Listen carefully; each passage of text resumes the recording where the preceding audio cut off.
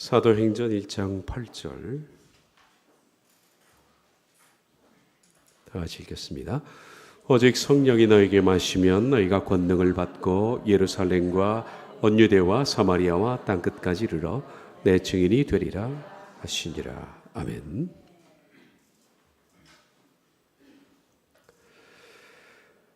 사도행전은 사도행전 1장 8절의 내러티브다, 그렇게 말씀을 드렸습니다.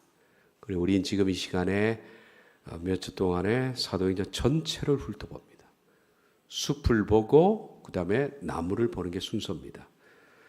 그 사도행전 전체를 못 보면 작은 문제 하나 가지고 확대해서 크게 보면 성경을 못 읽는 이유가 바로 그렇게 보기 때문입니다. 예를 들어서 방언기도가 사도행전에서 지향하는 메시지 위에서 봐야지 그것만 딱 돼서 보니까 방언기도를 오해를 사실 많이 하는 겁니다. 방언이라는 것은 바로 이방을 향해서 나아가는 하나님의 대화의 창구인데 그런 것들을 무시하니까 방언기도에 대해서 사람들이 이상한 생각을 갖게 되어 있습니다. 전체를 보고 그 다음에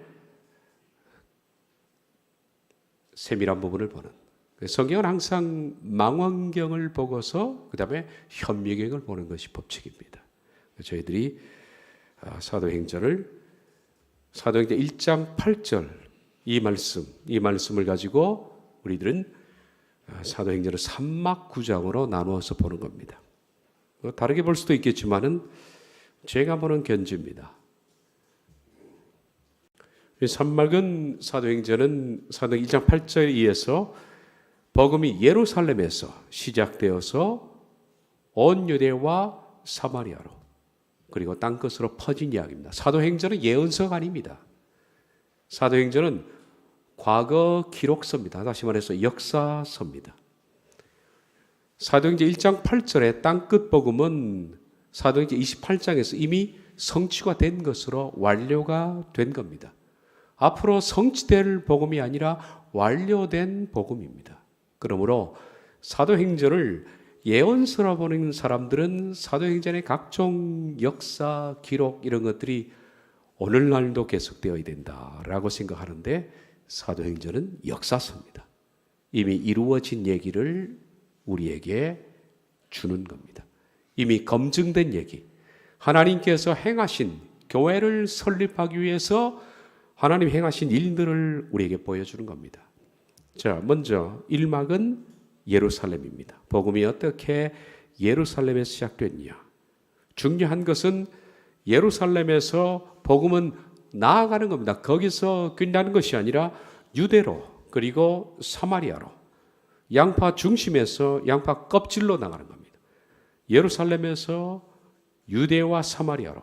그 복음은 거기서 그친 것이 아니라 땅끝인 노마를 향해서 복음은 나아가는 겁니다. 그리고 땅끝까지 가서 복음은 이미 성취가, 사도행전 1장 18절의 말씀은 성취가 된 겁니다. 예루살렘에서 시작한 이유가 뭘까? 이것은 이 복음은 나중에 예루살렘에 시작한 만큼 그만큼 예루살렘에 키포인트를 두고 있는 겁니다. 예루살렘은 지금 유대인들이 복음을 거부하고 있는 이스라엘입니다. 장차 이 복음은 시작을 예루살렘에서 했듯이 이스라엘 민족이 회개해서 돌아올 겁니다. 그만큼 복음의 비중은 하나님께서 예루살렘으로부터 시작했다. 그러나 사도행전의 복음은 항상 화살표는 땅끝으로 가고 있다. 그래서 사도행전 1장부터 28장까지 복음이 땅끝으로 가게 되는 그 화살표를 잘 봐야 합니다. 어떻게 흘러가느냐. 그리고 땅끝 복음까지 이루어가는 그 화살표 가운데 하나님의 놀라운 역사들이 있습니다. 사람을 사용하셔서 그렇게 흘러가게 돼 있다. 이 3막 9장은 크게 이제 9장으로 나누는데 1막 3장, 2막 3장, 3막 3장. 그래서 3막 9장입니다. 자, 먼저 1막의 예루살렘은 시작, 중간, 끝입니다. 그것은 예루살렘의 교회가 시작된, 탄생된 이 예루살렘은 아이러니하게 이스라엘인데 이스라엘에서 교회가 시작된 겁니다. 이스라엘에서 교회가 시작되어서 교회가 중간에는 확장이 어떻게 되느냐, 교회가 어떻게 커지느냐, 그리고 이 확장된 이 교회는 땅끝으로 나아가는 것이 1막 3장 끝입니다. 땅끝으로 나아가는 복음은 이제 다시 땅끝 2차 징후가 보이면서 이방 선교로, 그리고 또 이방 선교로 준비되어 가는 과정들이 쭉 나오고 3차에 걸친 준비 끝에 이방 선교로 출발하고 이방인 로마가 정복되는, 이것이 28장까지의 내용이다. 그러니까 사도행전의 복음은 이스라엘로부터 시작해서 로마를 향해서 끊임없이 진행되고 있는 복음, 그것을 언급하는 내용이다라는 것을 잊지 말아야 합니다. 지난 시간에 우리가 1막 1장을 했습니다. 예루살렘의 교회 탄생, 예루살렘 교회 탄생입니다. 시작이. 예루살렘 교회 탄생을 잠깐 지난 시간에 했던 것을 축약을 해보고 이 시간에는 확장, 그리고 1차 징후, 땅끝 1차 징후, 시간 되면 2막까지 넘어가서 말씀을 보도록 하겠습니다. 지난 시간에 사도행전 1장 예루살렘 교회의 탄생을 봤습니다. 어떻게 교회가 예루살렘 마가 다락방이라는 조그만 곳에서 시작을 했는가 하는 문제입니다. 예수님께서 승천하신 후에 오순절까지 열흘간의 기다림의 시간이 있었다. 그리고 이 기다림의 시간 동안에 사도들은 모여서 유다 대신 마띠아라는 제자를 뽑아 세웠습니다. 그리고 승천 후 열흘 되는 날, 오순절입니다. 수는 텐입니다. 그러니까 오순하면 텐이 5번, 그래서 50일입니다. 그래서 6월절로부터 50일이죠. 50일 되는 오순절에 그들이 다 모여 있을 때 성령님이 그들 가운데 불꽃처럼 나타나셨습니다. 이 부분은 사도행전의 해석할 때 제가 다 말씀을 드리겠습니다. 그리고 성령님이 나타나셔서 그들에게 처음 나타낸 기적, 그 표적은 뭐냐 하면 천하 만국에 흩어져 있는 백성들이 다 예루살렘 모인 그때인데 사도들이 그들의 언어로 방언, 이 사투리를 통해서, 그들은 전혀 그 언어를 몰랐습니다. 근데 그들의 언어로 복음을 전하기 시작했다라는 겁니다. 이것이 교회가 세워지고 첫 번째 나타난 표적입니다. 표적. 하나님께서 왜 이 표적을 나타냈느냐 하면 그것은 그동안에 이스라엘 민족 외에 이방인들은 복음이 막혀 있었습니다. 하나님은 이스라엘에게만 복음을 전하셨습니다. 그런데 하나님은 이제 이스라엘이 거부함으로 이방인들을 위한 교회를 세우셨고 그 이방인들과 대화를 시작하겠다는 것이 방언입니다.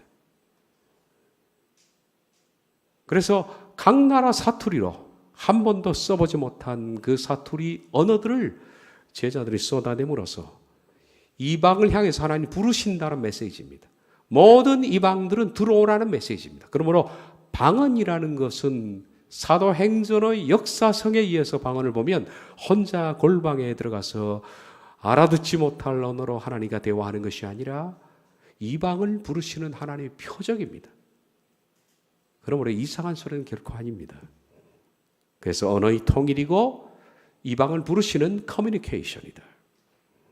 그리고 그렇게 해서 이방을 부르시는 교회가 설립된 뒤에 방언이 다시 필요할까요? 필요 없습니다. 이미 이방을 부르신다는 그 표적은 표적으로서의 사명이 끝났기 때문에 지금 다시 필요하다면 하나님이 하시겠지만은 사도행전과 같은 사투리로 복음을 전하는, 내가 알지 못하는 언어를 유창하게 구사하게 되는 그런 방언의 역사는 다시는 필요가 없다. 교회의 설립 때 하나님께서 표적, 사인으로 나타내준 상징적인 사건이다라는 겁니다. 이런 천하만국에 흩어진 모든 백성들을 교회라는 하나님 나라에 누구든지 들어올 수 있도록 하시는 하나님의 수용적인 상징적 메시지다. 그러므로 방언을 알아듣지 못하는 말이라 주장하는 것은 사도행전의 목적에 빗나가도 아주 빗나간 오판입니다. 방언을 통해 하나님은 바벨탑 이후에 단절된 관계를 다시 소통하셔서 모든 이들을 부르신다는 상징적 메시지를 담고 있다.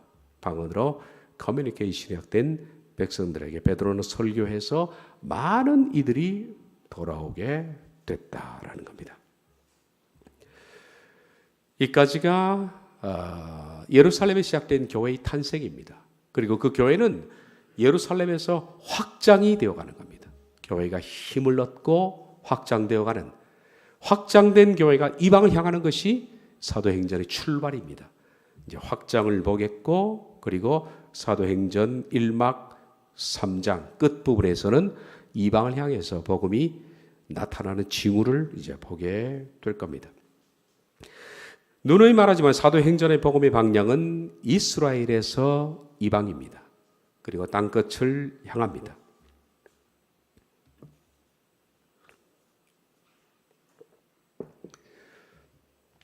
1막 그 예루살렘 교회의 탄생 끝부분에는 교회가 탄생해서 어떤 결과를 낳았느냐 하는 경과 보고서가 나옵니다. 첫 탄생이지만 놀라운 결과를 우리에게 보고해 줍니다. 사도행전 2장 47절을 보면 하나님을 찬미하며 또 온 백성에게 칭송을 받으니 주께서 구원받는 사람을 날마다 도하게 하시니라. 그렇게 해서 교회가 탄생된 이래로 날마다 구원받는 사람이 더해지는 그 경과 보고를 역사적으로 우리에게 보고해 주는 겁니다. 교회는 이렇게 탄생이 되었습니다. 그리고 이제 그 탄생된 교회의 중간 1막 2장 중간에는 이것이 엄청난 부피로 확장되어 가는, 그래서 교회가 힘을 얻어가는 그 모습을 우리에게 다룹니다. 교회의 확장은 뭔 사건으로부터 시작되느냐면 바로 기적이 일어나는, 베드로와 요한이 성전 미문에 앉은 안진뱅이를 고치는 사건, 사도행전 3장 1절부터 10절이죠. 이 사건을 통해서 예루살렘에 있는 모든 사람들이 주목하게 됩니다.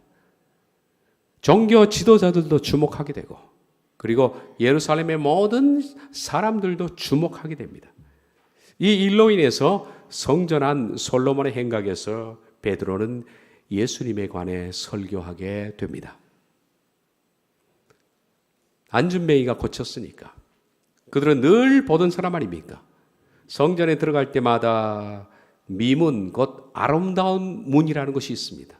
아름다운 문 그 입구에 앉아서 구걸하고 있었던 하체를 못 쓰는 사람이 베드로와 요한이 일어나라 하므로 일어나서 날뛰면서 그들을 고쳐준 베드로와 요한에 대해서 얘기를 하니까 수많은 사람들이 베드로에게 집중하게 됐고, 집중된 그것을 이용해서 베드로는 그리스도 예수님에 관해서 설교하게 됩니다. 이 설교를 듣자 수많은 이스라엘 백성들이 회심하게 됩니다. 사도행전 3장 11에서 26절입니다. 그러자 이것에 대해서 종교 지도자들이 베드로와 요한을 불러서 문책하게 됩니다. 문책하지만 적당한 반론을 찾지 못한 그들은 그들에게 예수님에 관해서 더 이상 가르치지 마라 라고 경고했지만은 이들을 마음으로 제압하지를 못합니다. 누가 이들을 막을 수 있겠습니까? 그 내용이 4장 22절까지 나옵니다. 그 가운데 핵심적인 구절 18절 19절을 보겠습니다. 그들을 불러 경고하여 도무지 예수의 이름으로 말하지도 말고 가르치지도 말라 하니 베드로와 요한이 대답하여 이르되 하나님 앞에서 너희 말을 듣는 것이 하나님의 말씀을 듣는 것보다 옳은가 판단하라.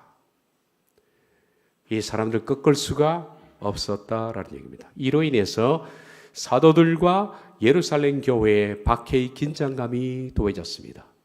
꺾을 수 없었던 대제사장과 서기관들은 이제는 이들을 박해하려는 그 긴장감이 나타났다. 그러나 오히려 이 긴장감 때문에 초대 예루살렘 교회 교인들은 더욱더 충만함을 갖게 되었다. 적당한 박해가 신앙의 시너지가 된 겁니다. 29절에 31절 주여 이제도 그들의 위협함을 굽어오시고 또 종들로 하여금 담대히 하나님의 말씀을 전하게 하여 주옵시며 손을 내밀어 병을 낫게 하옵시고 표적과 기사가 거룩한 종 예수의 이름으로 이루어지게 하옵소서 하더라. 빌기를 다음에 모인 것이 진동하더니 무리가 다 성령이 충만하여 담대히 하나님 말씀을 전하니라. 오히려 박해하려고 했지만은 이들은 더 힘을 얻었다. 그러니까 예루살렘 교회가 확장되어 갈 때 나타나는 징후가 뭡니까? 박해입니다.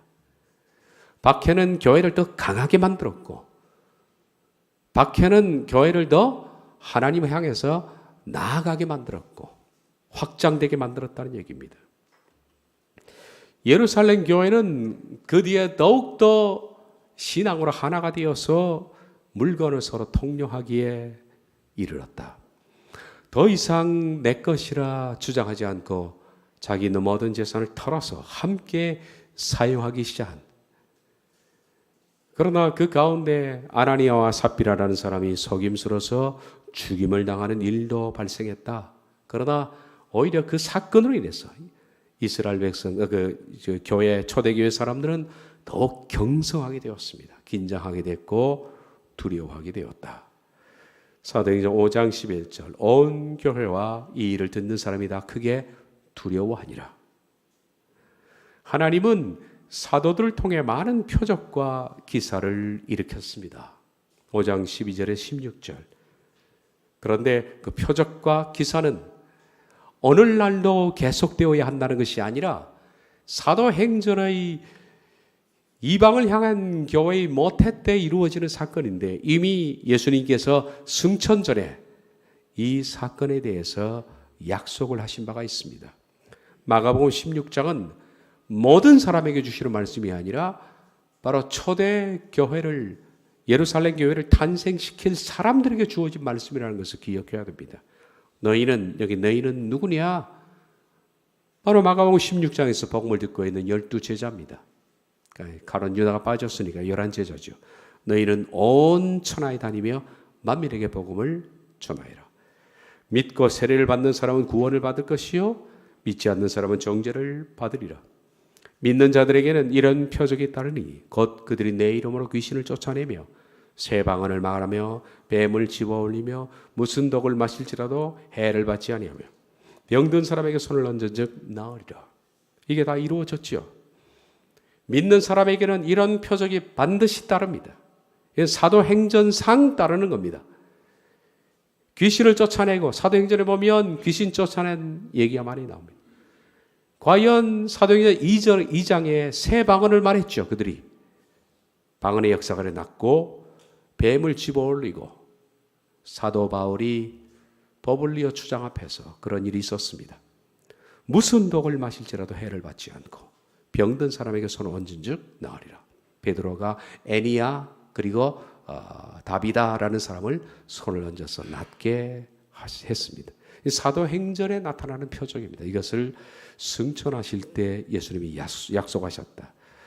마가복음 16장을 사도행전의 12제자에게 준 하나님의 약속이 아니라 오늘 나에게 주신 약속이다라고 생각해서 독을 마시면 죽습니다. 마시면 아주 담대하게 나는 뱀에게 물려도 성경에 기록된 대로 믿는다 하고 뱀에게 손가락을 내밀었다가는 즉사하십니다. 나는 성경을 믿었는데 왜 이런 일이 생기냐라고 한다면 성경을 믿은 것은 잘한 일이다마는 성경을 무식하게 믿어서 그런 겁니다. 잘못 믿은 거죠. 하나님은 죄가 없으십니다. 본인의 문제죠. 종교 지도자들은 시기심으로 사도들 투옥시켰지만 천사가 옥문을 열고 풀어줬고 더욱 담대해진 사도들은 잡아서 협박하고 채찍됐으나 그들을 제어할 방법은 없었습니다. 교회는 내적으로 더 심령이 강해지고 있었습니다.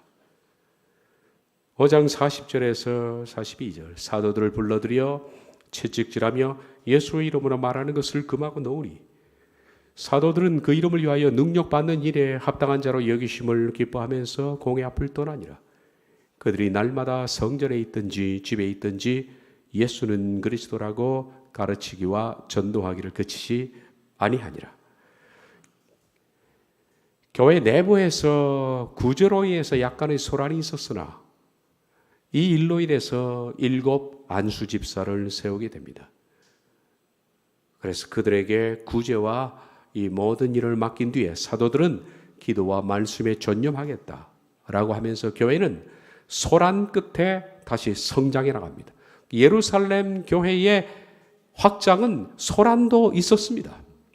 아나니아의 삽비라의 거짓말, 그리고 박해, 위협, 그리고 여기 구제의 문제 때문에 소란. 그러나 소란을 그들은 극복해내면서 더욱 교회가 단단해지기 시작했다.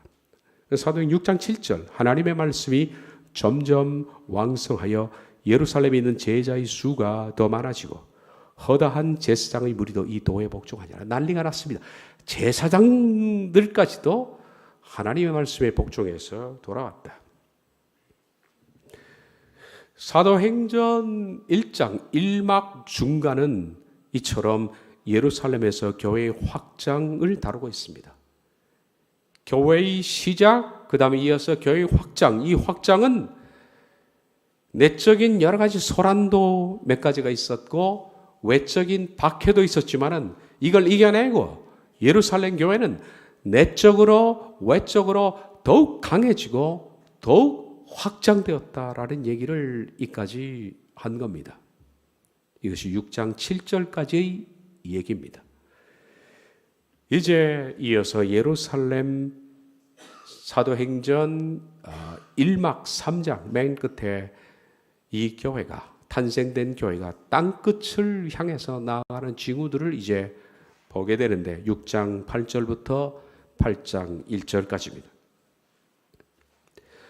복음과 교회는 예루살렘에서 시작되고 거기서 확장됐습니다.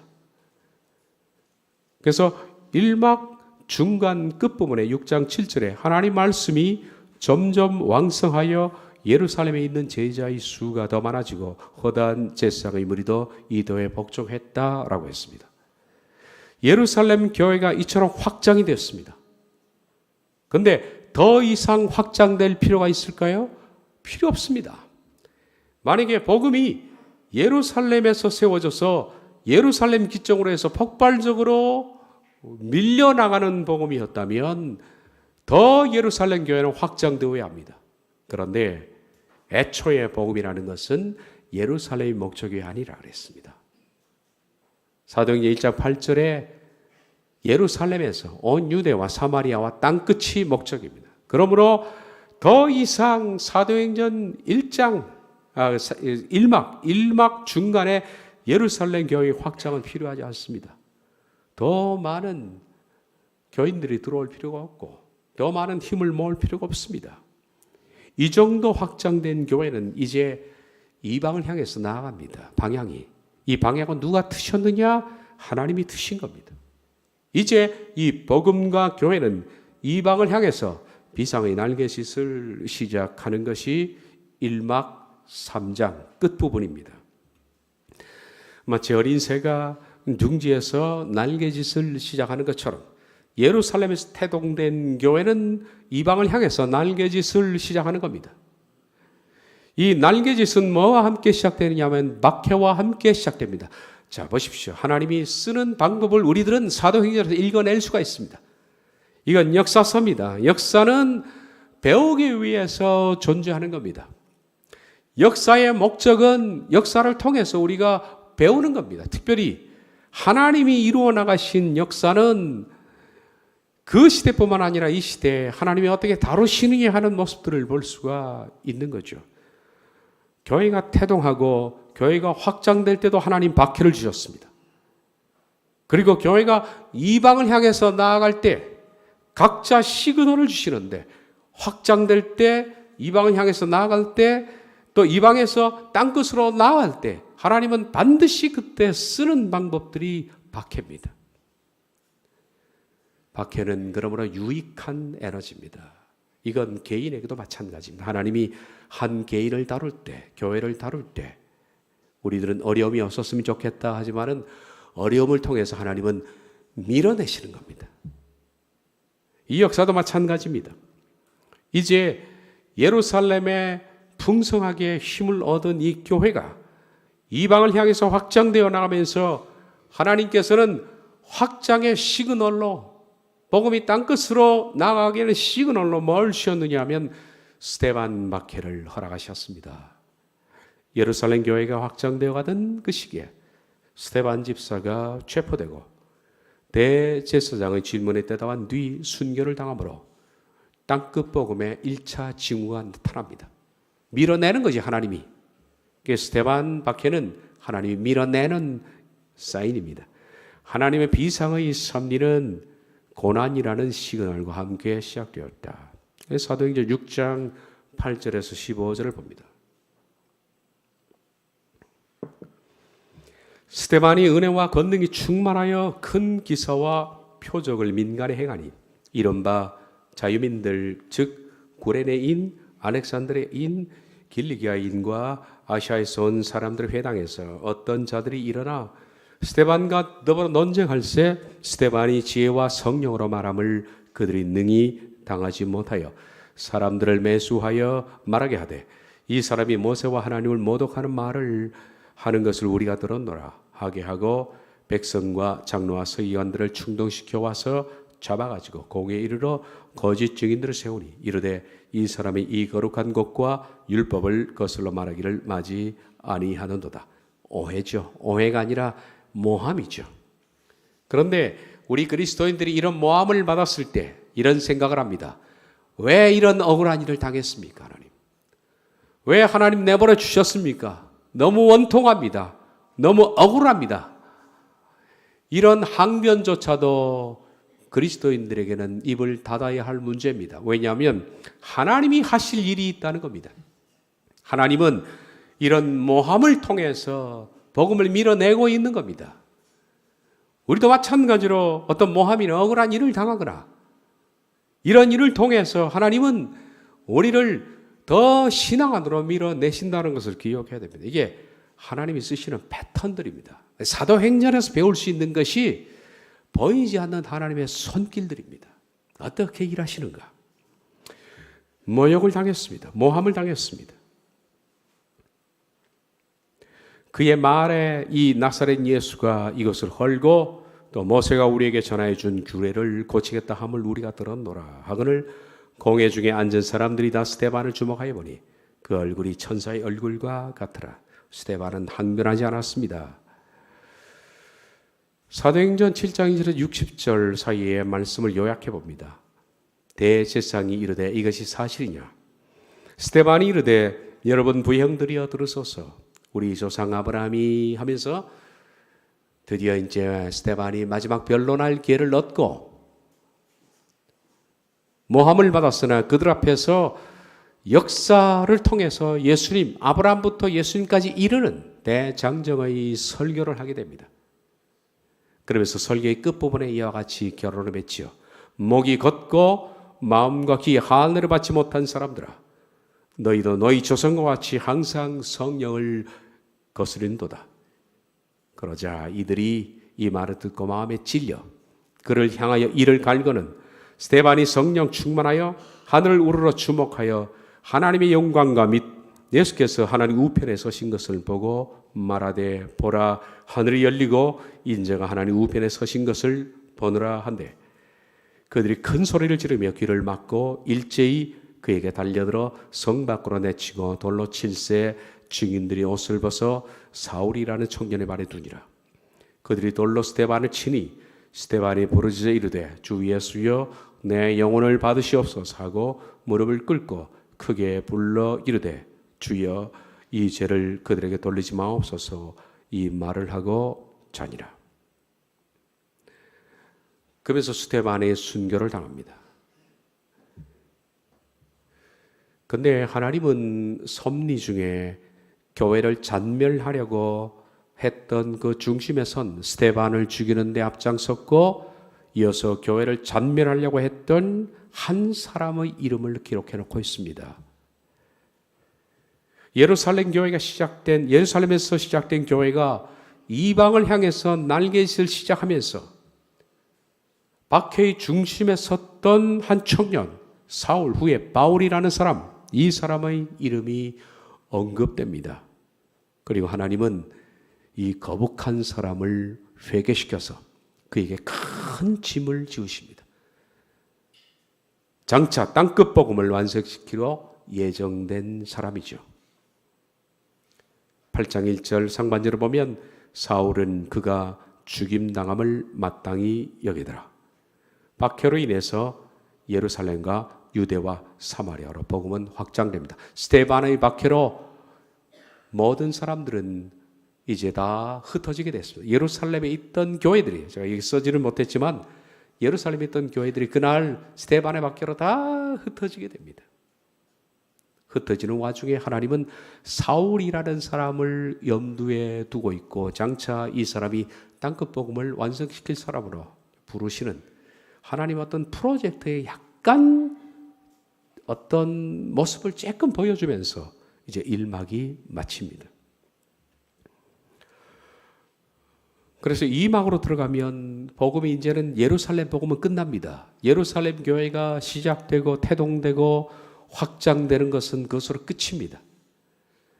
그리고 하나님은 스데반의 박해를 통해서 그들을 흩으시고 땅끝 복음으로 나가게 밀어내시면서 장차 땅끝 복음을 완성시킬 거북한 한 사람을 살짝 언급을 해두는 것이 1막의 끝입니다. 그리고 2막으로 시작되면서 복음은 온 유대에서 사마리아로 이제 복음이 확장되어 가기 시작합니다. 온 유대에서 사마리아로 사도행전 8장부터 11장 18절까지입니다. 이것도 3장으로 되어 있습니다. 2막 1장 시작은 땅끝 2차 징후입니다.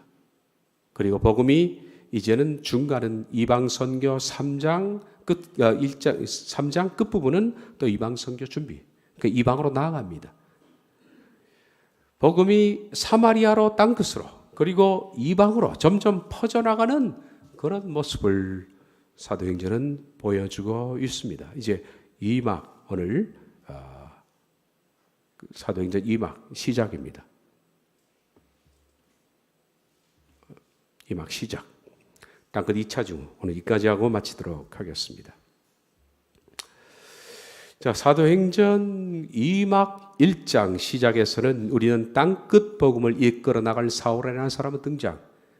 그리고 더불어서 아직 사울은 땅끝을 이끌 상태는 아니고 그가 등장하는 모습을 보여주면서 복음은 예루살렘에서 사마리아로 흘러가는, 예루살렘과 온 유대와 사마리아로 흘러가는 역할을 하게 될 빌립이라는 사람이 나타납니다.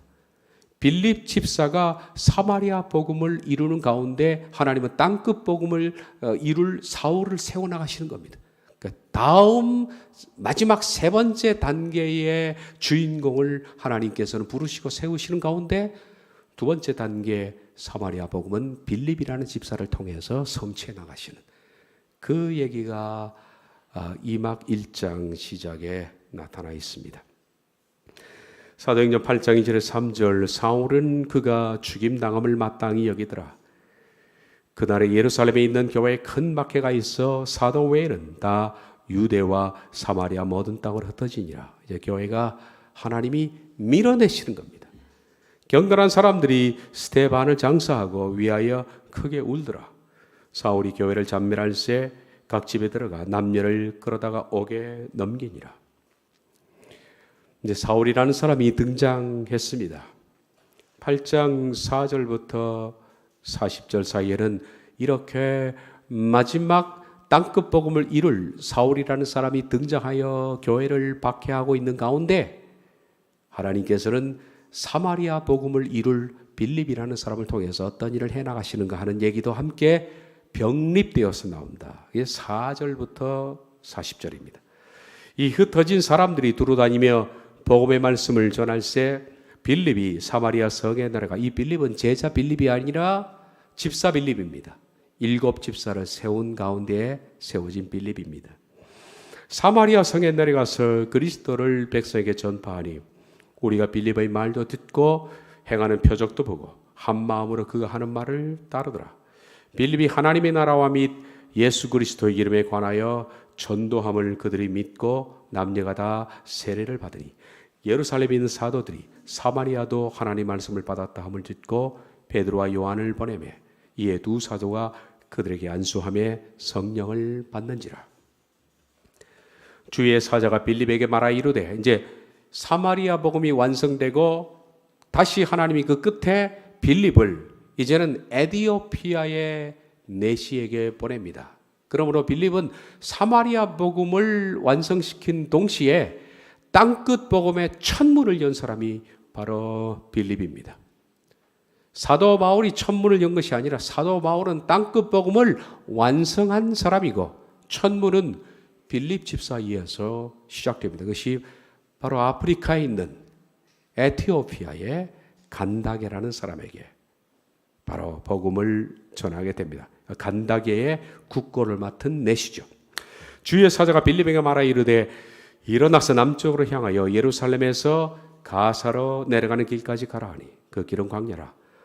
일어나 가서 보니 에디오피아 사람 곧 에디오피아 여왕 간다게의 모든 국고를 맡은 관리인 내시가 예배하러 예루살렘에 왔다가 돌아가는데 수레를 타고 선지자 이사야의 글을 읽더라.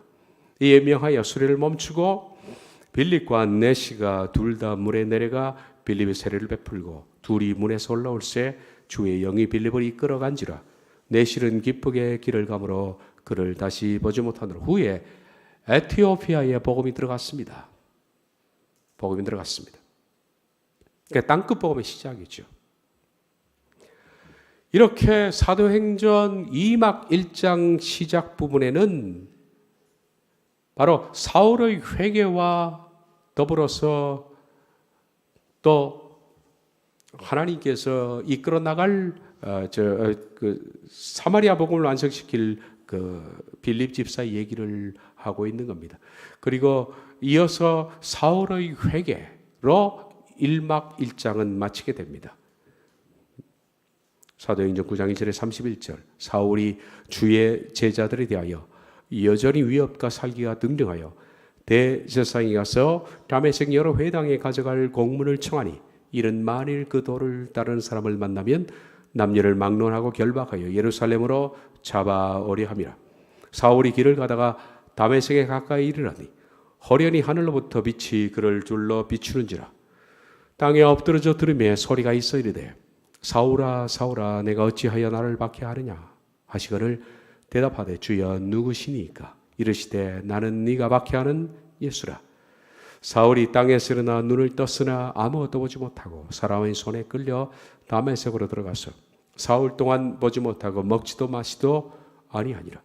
그때 다메섹에 아나니아라 하는 제자가 있더니 주께서 환상 중에 불러 이르시되 아나니아야 하시거늘 대답하되 주여 내가 여기 있나이다 하니 주께서 이르시되 일어나 집가라 하는 거리로 가서 유다의 집에서 다소 사람 사울이라는 사람을 찾으라.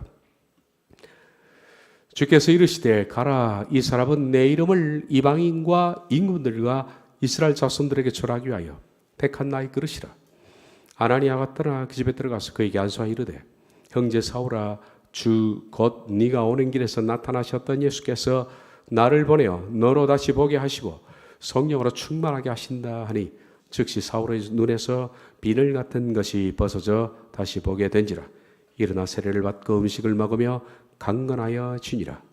즉시로 각 회당에서 예수가 하나님의 아들이심을 전파하니 사울은 힘을 더 얻어 예수를 그리스도라 증언하여 다메섹에 사는 유대인들을 당혹하게 하니라. 여러 날이 지나면 유대인들이 사울 죽이기를 공모하더니 그 계교가 사울에게 알려지니라. 그들이 그를 죽이려고 밤낮으로 성문까지 지키거늘 그의 제자들이 밤에 사울을 광주리에 담아 성벽에서 달아내리니라. 이까지가 1막 1장, 2막 1장 시작의 끝부분입니다. 하나님께서는 2막에 들어와서 시작 부분에 어떤 일을 하셨습니까? 예루살렘에 시작된 복음이 이제는 박해로 인해서 흩어지면서 빌립이라는 집사를 통해서 사마리아 복음을 이루어 땅끝 복음의 문을 여는 순간에 땅끝 복음을 완성시킬 사울이라는 사람을 다메섹에서 회심시켜서 그로 하여금 복음을 전하는 열심, 여기 열심이죠. 복음을 전하는 사람으로 만드신 뒤 이제는 자연히 다음 패턴이 뭡니까? 이방 선교 준비 단계로 나갑니다. 1차, 2차, 3차 준비 뒤에 사도 바울이 로마로 들어가는 과정까지가 사도행전의 모든 것입니다. 우린 다음 시간에 이제는 사도행전 2막 2장의 중간 부분입니다. 이방 선교가 어떻게 시작되느냐 하는 흥미진진한 하나님의 손길을 봅니다. 그런데 우리가 여기 나타난 모든 것들은 그 흐름이 하나님이 하시는 겁니다. 기사들은 전부 인간의 얘기들이지만은 그 모든 것들을 이어나가는 보이지 않는 손이 있다는 것을 여러분 발견하죠. 땅끝을 향해서 가게 하는 모든 것들은 하나님의 손입니다. 그래서 제가 말씀드린 것처럼 사도행전은 실제로 성령 행전이다. 성령님이 어떻게 이들을 이끌어서 예루살렘에서 땅끝으로 가게 하느냐, 그 화살표를 이끌고 나가시느냐 하는 것들을 우리가 사도행전에서 읽어내야 한다. 그 읽어내는 과정에 표적도, 기적도, 방언도 이런 것들을 그 역사 위에서 이해를 해야지 따로 떼서 이해하면 이상한 것이 나오게 되어 있다라는 겁니다. 사도행전은 이제 다음 시간부터 더 흥미진진한 얘기로 들어갑니다. 하나님이 어떻게 사울이라는 사람을 갑자기 회심한 사람입니까? 갑자기 회심하면 이 사람을 이스라엘 공동체와 어떻게 연결시키면서 인정을 받게 하고 이 사람이 땅끝 복음을 완성시키게끔 하는지, 이건 사람이 하는 게 아니에요. 하나님이 하시게 하는 겁니다. 하나님이 그런 일들을 만드시고 바로 베드로와 그 다음 사울로 이어지면서 땅끝 복음을 완성시킨 사도행전을 우리가 볼 텐데, 그렇게 해서 완성된 교회에 저희들은 지금 들어오고 있는 중입니다. 하늘사랑교회도 그 가운데 작은 교회 중에 하나고, 여러분들도 그렇게 편승되어 가고 있는 사람이라는 것을 잊지 마시기를 바랍니다. 기도하겠습니다.